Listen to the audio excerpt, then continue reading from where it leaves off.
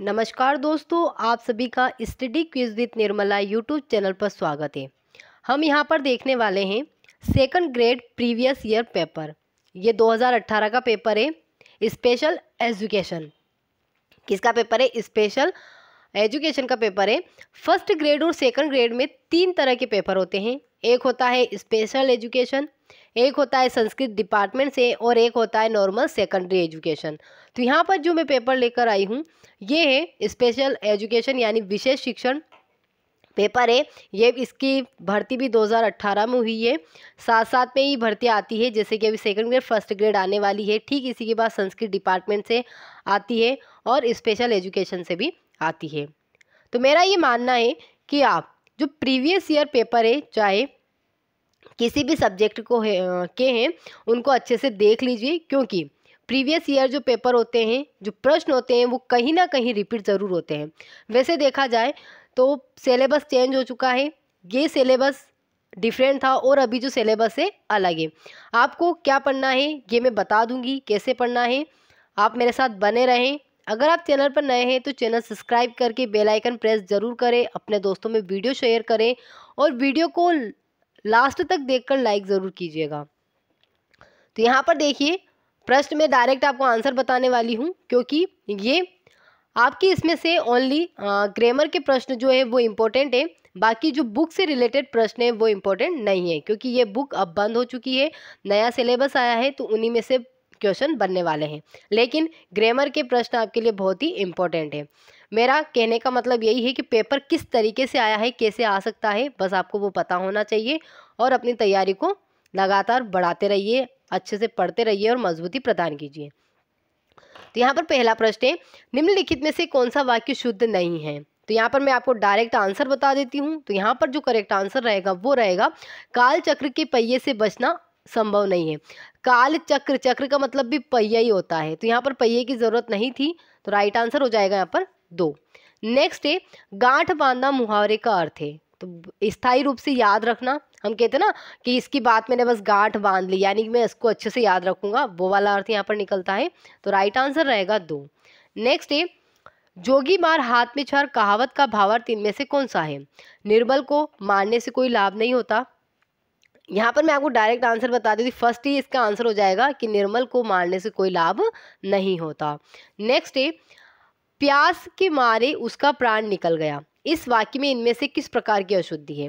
प्यास के मारे उसका प्राण निकल गया, किस प्रकार की अशुद्धि है? तो यहाँ पर वचन संबंधी अशुद्धि हो जाएगी। यहाँ पर होता गया की जगह गए, कि प्यास के मारे उसके प्राण निकल गए, यहाँ पर उसके होता फॉर प्राण निकल गए, तो राइट आंसर हो जाएगा 2। यहाँ पर पद्यांश दिया गया है, पद्यांश को पढ़कर के आंसर देना था।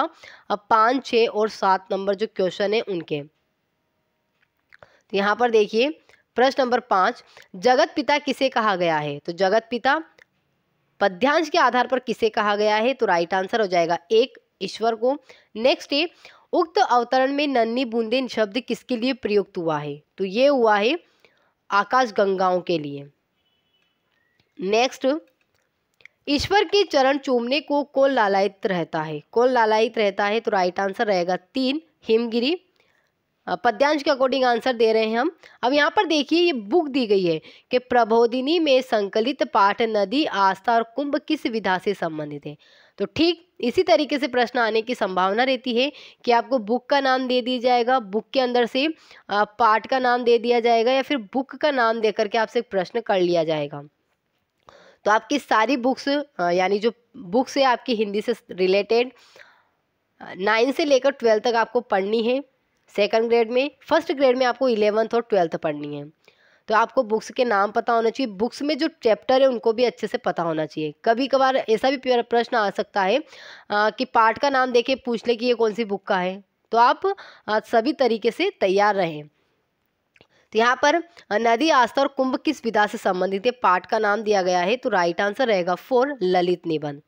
नेक्स्ट है, प्रबोधिनी में संकलित, फिर नाम दिया गया है, रचना एवं रचनाकार से संबंधित कौन सा विकल्प सुमेलित नहीं है? देखिए यहाँ पर दिया गया है कि इन चारों में से कौन सा संकलन किससे संबंधित नहीं है? प्रबोधिनी पुस्तक से संबंधित नहीं है। तो यहाँ पर राइट आंसर हो जाएगा 9 का 3, कैलाश मानसरोवर स्वामी विवेकानंद। ये प्रबोधिनी पुस्तक जो बुक है उसमें संकलित नहीं है। नेक्स्ट है, प्रबोधिनी में संकलित कविता पूजन किस काव्य ग्रंथ से उद्धृत है? तो राइट आंसर यहाँ पे रहेगा 2, हल्दी घाटी से। नेक्स्ट है, संघ की राजभाषा हिंदी और लिपि देवनागरी होगी, यह पंक्ति निम्न में से किस विकल्प से संबंधित है? तो अनुच्छेद पूछा गया है यहाँ पर, तो राइट आंसर रहेगा 343, यानी कि एक यहाँ पर सही हो जाएगा। राजभाषा हिंदी यानी कि हिंदी से संबंधित, यानी हिंदी ही हमारा सब्जेक्ट है, तो हिंदी से संबंधित कुछ भी प्रश्न वो पूछ सकता है हिस्ट्री से रिलेटेड, यानी जो हिंदी की हिस्ट्री है उससे संबंधित आपसे प्रश्न पूछा जा सकता है जो आपके सिलेबस में दिया गया है। अगला प्रश्न है, क्षितिज में संकलित एकांकी अमर शहीद में इनमें से कौन सा पात्र नहीं है, ये बताना है। तो राइट आंसर रहेगा 3, शंभुदान। अगला प्रश्न, क्षितिज में संकलित आखिरी चट्टान यात्रा संस्मरण में कहां से कहां तक की यात्रा का वर्णन है? क्षितिज जो बुक है वो अभी भी चलती है इसी नाम से, हो सकता है उसमें चैप्टर चेंज हो, मैं आपको और अच्छे से बता दूंगी, बाकी क्षितिज बुक चलती है अभी भी नए पाठ्यक्रम में। तो यहाँ पर पूछा गया है आखिरी चट्टान यात्रा संस्मरण से कहां तक की यात्रा का वर्णन किया गया है, किसमें? आखिरी चट्टान में। तो राइट आंसर रहेगा 4, गोवा से कन्याकुमारी। अगला प्रश्न है, सांवरे गोरे सलोने सुबाय मनोहरता जीती मैन लियो है, प्रज्ञा प्रभा में संकलित इस काव्यांश में मेन शब्द का क्या अर्थ है? मेन का क्या अर्थ है वो बताना है। तो राइट आंसर रहेगा 2, कामदेव को यहाँ पर मेन कहा गया है। प्रज्ञा प्रभा में संकलित कवियों में से किसने पर्वतीय प्रदेश में वर्षा ऋतु से संबंधित कविता लिखी है? तो किसने लिखी है वो बताना था। तो राइट आंसर रहेगा सुमित्रा नंदन पंत। अगला प्रश्न है, गए छड़ाए तोरी सब बंधन दे गई हंसनी अंकोर, क्षितिज में संकलित उक्त काव्य पंक्ति में अंकोर का क्या अर्थ है? अंकोर का क्या मतलब है, क्या अर्थ है वो यहाँ पर बताना था। तो राइट आंसर रहेगा 1, रिश्वत। अगला प्रश्न है, साहित्यकार के जीवन का विश्लेषण उसके साहित्य के मूल्यांकन से कठिन है, यह उद्धरण प्रज्ञा प्रभा के किस पाठ से अवतरित है? तो यहाँ पर राइट आंसर रहेगा 4, निराला भाई। मैं आपको डायरेक्ट आंसर इसलिए बता रही हूँ क्योंकि ये बुक्स अभी यानी कि अब नहीं चलती है, इसलिए आपको पता होना चाहिए कि किस तरीके से प्रश्न आए हैं। देखिए यहाँ पर 18 प्रश्न जो है अपराध से संबंधित है, के आधार पर बताइए इनमें से कौन सी रचना भूषण द्वारा रचित नहीं है? तो राइट आंसर यहाँ पे रहेगा 1, यानी कि छत्र प्रकाश। नेक्स्ट है, कालचक्र पाठ किस रचना से लिया गया है? तो राइट आंसर रहेगा 2, हिंदी की शब्द संपदा से लिया गया है। निर्वासित कहानी के रचनाकार बताने थे, तो राइट आंसर यहाँ पे हो जाएंगे सूर्य बाला, यानी कि 3 यहाँ पर सही हो जाएगा। संवाद सेतु पुस्तक में डायरी साहित्य का वर्गीकरण करते समय इनमें से किस प्रकार की डायरियों को सम्मिलित नहीं किया गया? तो राइट रहेगा यहाँ पे 2, सामाजिक। महाकवि जयशंकर प्रसाद नामक पाठ के रचनाकार कौन है? ये किस में संकलित है? प्रज्ञा प्रभा में। तो यहाँ पर राइट आंसर रहेगा 3, शिव पूजन सहाय। अगला प्रश्न है, शिकागो विश्व धर्म महासभा में स्वामी विवेकानंद ने कब व्याख्यान दिया था? प्रबोधिनी में संकलित पाठ के आधार पर बताना है। तो यहाँ पर पाठ के आधार पर बताना है, तो राइट आंसर रहेगा 1, 1893। नेक्स्ट है, दिनों पर प्रेम पाठ के आधार पर बताइए कि ईश्वर इनमें से कहाँ नहीं मिलेगा? तो राइट आंसर रहेगा यहाँ पर मंदिरों में, यानी कि 3 यहाँ पर सही हो जाएगा। अगला प्रश्न है, तो क्या मेरे उत्सव में जाने और ना जाने का संबंध बनवीर की इच्छा से है? दीपदान एकांकी में यह पंक्ति किसने किससे कही है? किसने किससे कही है? तो राइट आंसर रहेगा यहाँ पर पन्ना ने सोना से कही है। दीपदान में पन्नाधाय की महानता का परिचय दिया गया है। क्वेश्चन नंबर 26, सूर समर करनी करही कही न जना वही आपू, विद्यमान रन पाई रिपु, कायर कतही प्रतापु, क्षितिज में संकलित यह पंक्ति इनमें से किस कवि की है? क्षितिज बुक में संकलित ये पंक्तियां किस कवि की है ये पूछा गया है। तो राइट आंसर रहेगा तुलसीदास। 3 यहाँ पर सही हो जाएगा। अगला प्रश्न है, कृपाराम खिड़िया के कारज सरे न कोय सोरठे के अनुसार किसी कार्य की सिद्धि के लिए इनमें से क्या आवश्यक नहीं है? तो राइट आंसर रहेगा 2, धन आवश्यक नहीं है। नेक्स्ट है, निम्नलिखित में से किस प्रकार के फीचर नहीं होते हैं? संवाद सेतु पुस्तक के आधार पर बताना है। तो राइट आंसर यहाँ पे हो जाएगा काल्पनिक फीचर। नेक्स्ट है, इनमें से कौन सी रचना चंद्रधर्म शर्मा गुलेरी द्वारा कृत नहीं है, यानी उनके द्वारा रचित नहीं है? पीयूष प्रवाह के आधार पर बताना है। तो राइट आंसर यहाँ पे हो जाएगा 2, दुखमय जीवन। गुरु समान दाता नहीं, प्रज्ञा प्रवाह में संकलित कबीर के इस दोहे में गुरु को अतुलनीय दाता क्यों कहा गया है? तो राइट आंसर यहाँ पे हो जाएगा 4, क्योंकि वह 4 लोक की संपदा दिला देता है। अगला प्रश्न है, मालिकों की बोली को हमने कैसे सीखा? प्रज्ञा प्रवाह में संकलित निबंध फिर से सोचने की आवश्यकता है के आधार पर बताना है। तो राइट आंसर यहाँ पे हो जाएगा 3, अपमान और तिरस्कार की छाया।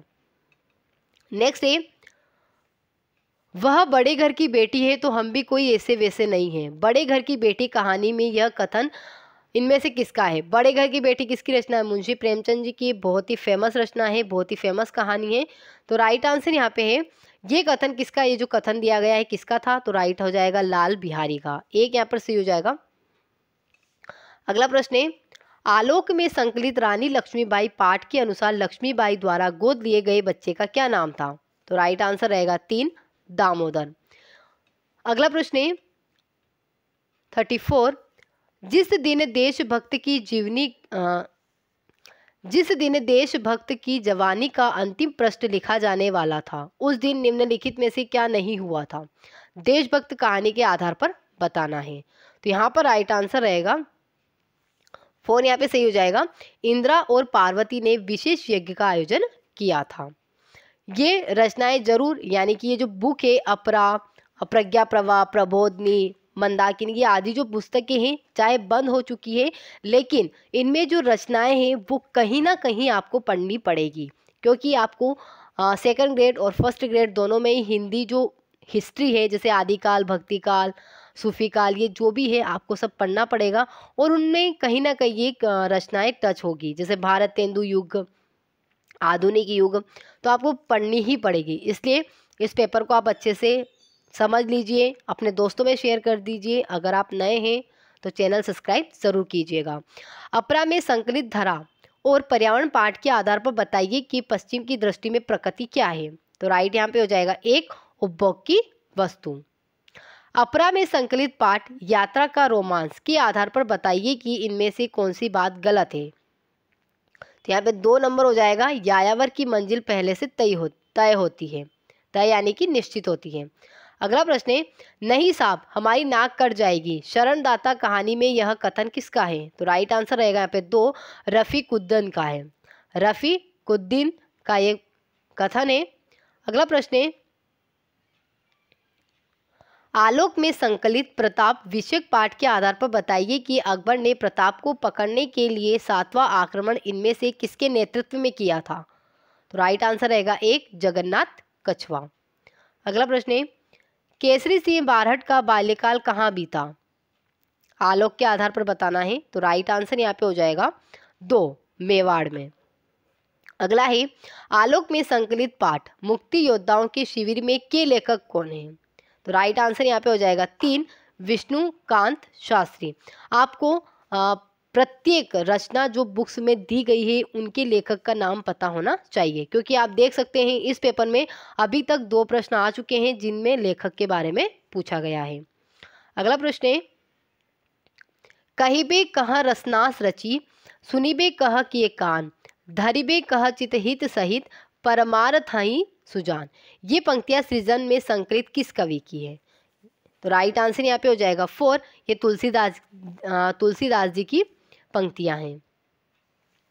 सृजन में संकलित कौन सी रचना शिष्टाचार के नाम पर फैल रहे आडंबर और खोखलेपन को अभिव्यक्त करती है? तो राइट आंसर रहेगा 1, तौलिए। पीयूष सम पीकर जिसे होता प्रसन्न शरीर है, आलस्य नाशक बल विकासक उस समय का नीर है। संकलित ये पंक्तियां किस कवि की हैं? तो राइट आंसर रहेगा 3 मैथिली शरण गुप्त की। आप देख लीजिए, पंक्तियां देकर के आपको कवि लेखक पूछा जा रहा है, तो आप जो भी पढ़ते हैं उसको अच्छे से ध्यान से पढ़िए, अंडरलाइन करते हुए पढ़िए, नोट्स बनाते हुए पढ़िए, ताकि आप जो फेमस पंक्तियां हैं वो आप उन पे फोकस कीजिए। देख लीजिए, इस पेपर में पंक्तियां देकर के लेखक कवि का नाम पूछा जा रहा है, तो आई होप आने वाले पेपर में भी ऐसे प्रश्न बनेंगे और जरूर बनेंगे और ऐसे प्रश्न पूछे जाएंगे। अगला प्रश्न है 44, ममता कहानी के आधार पर बताइए कि हुमायूं ने जिस झोपड़ी में विश्राम किया था वह ममता की मृत्यु के बाद इनमें से क्या बना गया। यानी जहाँ पर ममता की मृत्यु हुई, जहाँ पर हुमायूं ठहरा था, उस झोपड़ी को क्या बना दिया गया था, बाद में अष्टकोण मंदिर बना दिया गया था। अगला प्रश्न है, पीयूष प्रभा में संकलित सत्य के प्रयोग पाठ के आधार पर बताइए कि हरिहर शर्मा को किस नाम से जाना जाता था। राइट आंसर रहेगा 3, अन्ना के नाम से उनको जाना जाता था। राजस्थान के गौरव के आधार पर बताइए कि गोविंद गुरु का अंतिम समय इनमें से कहाँ बीता था। तो राइट आंसर रहेगा 4, पंचमहाल में कंबोई नामक स्थान पर बीता था। नेक्स्ट है, सरयू में संकलित कबीर के पद संतो भाई आई ज्ञान की आंधी रे में इनमें से क्या घटित नहीं हुआ है। तो राइट आंसर रहेगा 1, तिस्नाम छानी सबे उड़ानी, ये घटित नहीं हुआ है, बाकी सभी घटित हुए हैं। नेक्स्ट है, सृजन के आधार पर बताइए कि इनमें से कौन सी रचना शमशेर बहादुर सिंह द्वारा रचित नहीं है। तो राइट आंसर रहेगा 2, टूटी फूटी कड़ियां। नेक्स्ट, सृजन के आधार पर सुभद्रा कुमारी चौहान की कहानी संग्रह का नाम बताना है। तो राइट आंसर रहेगा 3, बिखरे मोती। आपको लेखक परिचय भी अच्छे से पढ़ना पड़ेगा, उनकी क्या क्या रचनाएं हैं वो अच्छे से पढ़नी पड़ेगी, क्योंकि एग्जाम हाई लेवल का है तो कुछ भी पूछा जा सकता है। मानव शरीर में पेट का स्थान नीचे है, हृदय का ऊपर और मस्तिष्क का सबसे ऊपर। यह पंक्ति मंदाकिनी के किस पाठ की है। तो राइट आंसर यहाँ पे हो जाएगा 2, गेहूं बना गुलाब। नेक्स्ट, मंदाकिनी में संकलित एकांकी भोर का तारा इनमें से कौन सा पात्र नहीं है। 3 हो जाएगा रजनी। नेक्स्ट, जब स्त्री का व्यक्तित्व उसके पति से स्वतंत्र नहीं माना जाता था तब वे कहती है मनुष्य की आत्मा स्वतंत्र है। उपर्युक्त पंक्ति मंदाकिनी के किस पाठ से ली गई है। तो राइट आंसर यहाँ पे रहेगा 4, सुभद्रा पाठ से ली गई है। अब यहाँ पर व्याकरण संबंधित प्रश्न है, काव्य शास्त्र से संबंधित प्रश्न है। शब्द शक्तियों के संदर्भ में इनमें से कौन सा कथन गलत है। जो गलत है उसको बताना है। तो राइट आंसर यहाँ पे रहेगा, राइट आंसर यहाँ पे देखिए 53 का 1 हो जाएगा। जब लक्ष्यार्थ में वाचार्थ सम्मिलित रहता है तब लक्षण लक्षणा होती है। तो यहाँ पर ये गलत है, बाकी तीनों ही सही है। वीडियो ज़्यादा लंबी ना बने इसलिए मैं थोड़ा फास्ट चल रही हूँ। अगर आपको अच्छे से प्रश्न समझना है तो वीडियो पॉज कीजिए, उस प्रश्न को अच्छे से पढ़ लीजिए और फिर आगे बढ़िए। अगला प्रश्न है, सरयू में संकलित निबंध शीरीष के फूल में कंटी राज की प्रिया विजिका देवी ने इनमें से किसे कवि नहीं माना है। तो राइट आंसर यहाँ पे 3 हो जाएगा, कालिदास को कवि नहीं माना था। माधुर्य गुण का उदाहरण किस विकल्प में है। क्वेश्चन नंबर 55, माधुर्य गुण का उदाहरण किस ऑप्शन में है, किस विकल्प में है वो बताना है। क्वेश्चन नंबर 55 का यहाँ पर राइट आंसर हो जाएगा 4, मंद मंद मुरली बजावत अधर धरे मंद मंद निकस्य मुकुंद मधुवन ते। माधुर्य जिसमें मधुरता हो वो माधुर्य गुण होता है। नेक्स्ट है, राजन तेहू तुरंग मोही अथवा देहू मतंग, इस पंक्ति में कौन सा काव्य दोष है। काव्य दोष बताना है। तो राइट आंसर हो जाएगा यहाँ पर 3, दुष्क्रमत्व। नेक्स्ट, बिन घनश्याम धाम धाम ब्रजमंडल में उधो नित बस्ती बहार बरसा की है। अलंकार बताना है। तो राइट आंसर यहाँ पे हो जाएगा 2, विभावना। अलंकार छंद रस गुण सभी आपके दोनों ही पेपर में लगने वाले हैं, फर्स्ट ग्रेड और सेकंड ग्रेड, तो अच्छे से पढ़ लीजिएगा, प्रश्न आते ही आते हैं। निम्नलिखित में से गौड़ी रीति का उदाहरण किस विकल्प में है। गौड़ी रीति का उदाहरण बताना है। क्वेश्चन नंबर 58, तो राइट आंसर यहाँ पे फर्स्ट हो जाएगा, बहे कुद्र जुद्ध विरुद्ध रघुपति त्रोण सायक कसम से गोदंड मुनि अतिचंड सुनी मनुजात सब मारुत ग्रसे। अगला प्रश्न है, छंद के संबंध में इनमें से कौन सा कथन गलत है? यहाँ पर हो जाएगा 59 का 4। हरि गीतिका के प्रत्येक चरण में 26 मात्राएं होती है, ये यहाँ पर गलत है। नेक्स्ट है, अब आप ऑप्शन में बताइए कितनी मात्राएं होती हैं हरि गीतिका में। नेक्स्ट, पुनि पुनि प्रभु हुई चितव नर नाहू, पुलक गात उर अधिक उछाऊ, कौन सा सात्विक अनुभाव है? तो राइट आंसर यहाँ पे हो जाएगा 2, रोमांच। रक्त मांस के सड़े पंख से उमड़ रही है महाघोर दुर्गंध, रुद्ध हो उठती श्वासा, उपर्युक्त पंक्तियों में इनमें से कौन सा रस है? तो राइट आंसर रहेगा 3, विभत्स। सरहपाद को हिंदी का प्रथम कवि मानने वाले विद्वान इनमें से कौन है? तो राइट आंसर रहेगा 2, राहुल सांकृत्यायन। ये हिंदी के इतिहास से संबंधित प्रश्न आ चुका है। विष पीते हैं मेघ विरहिणी प्राण निकलते, इस पंक्ति में कौन सा अलंकार है? तो राइट आंसर रहेगा 1, असंगति अलंकार। कबीर के संदर्भ में इनमें से कौन सा कथन असंगत है? तो राइट आंसर हो जाएगा 2, काव्य रचना कबीर का मुख्य लक्ष्य था, ऐसी बात नहीं है। तो यहाँ पर ये गलत कथन है। सूफी कवियों और उनकी रचनाओं की दृष्टि से इनमें से कौन सा विकल्प सुमेलित नहीं है? तो राइट आंसर हो जाएगा 4, कुतुबन लखम सेन पद्मावती कथा, ये सूफी कवियों से संबंधित नहीं है। नेक्स्ट, मध्यकालीन कृष्ण भक्ति संप्रदायों में राधा वल्लभ संप्रदाय के प्रवर्तक इनमें से कौन थे? फर्स्ट हो जाएगा गोसाई हित हरिवंश। इनमें से कौन सा कवि राम भक्ति काव्य धारा के अंतर्गत नहीं आता है? तो राइट हो जाएगा 3, परशुराम देव, बाकी सभी राम भक्ति काव्य धारा के कवि हैं। इनमें से कौन सी रचना आदिकाल की गद्य साहित्य की नहीं है? राइट हो जाएगा 3, श्रावकाचार्य। नेक्स्ट है, रीति मुक्त काव्य धारा के संदर्भ में गलत कथन बताना है कि इनमें से कौन सा कथन गलत है? तो राइट यहाँ पे हो जाएगा 3, रीति मुक्त कवियों के काव्य में इंद्रिय वासना की प्रधानता है।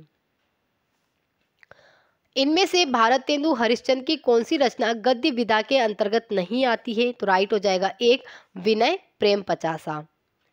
नेक्स्ट है, विद्या और रचना की दृष्टि से इनमें से कौन सा विकल्प सुमेलित नहीं है? विधा और रचना की दृष्टि से, तो 2 यहाँ पे सही हो जाएगा, काव्य चित्रलेखा भगवती चरण वर्मा, ये सुमेलित नहीं है। रीतिकाल के कवियों और उनकी रचनाओं की दृष्टि से इनमें कौन सा विकल्प सुमेलित नहीं है? रीतिकाल के संबंधित कवियों से पूछा गया है, तो 2 हो जाएगा, मतीराम इश्कलता। नेक्स्ट, बुंदेली बोली इनमें से किस उपभाषा के अंतर्गत आती है? तो राइट हो जाएगा 3, पश्चिमी हिंदी के अंतर्गत। कर कमान सरग सांधी करी खेची जू मारिया माही, भीतरी विधा सुमार हवे जीवे की जीवे नाही, ये पंक्तियां कबीर ग्रंथावली के किस अंग से ली गई है? तो राइट हो जाएगा 3, विरह को अंग, यानी विरह के अंग से ली गई है। अगला प्रश्न है, कुंद इंदु सम देह उमा रमन करुणा अयन, जाही दिन पर नेह करहु कृपा मर्दन मयन, तुलसी ने किसकी वंदना की है इन पंक्तियों में? तो राइट आंसर हो जाएगा यहाँ पे 4, श्री शंकर जी की, यानी कि शंकर भगवान की यहाँ पर वंदना की गई है। अगला प्रश्न है, रेनी सोवत चलत जागत लगत नहीं मन आन, भ्रमर गीत सार में उल्लिखित यह पंक्ति किसने किससे कही है? तो राइट आंसर रहेगा यहाँ पे 3, कृष्ण ने उद्धव से कही है।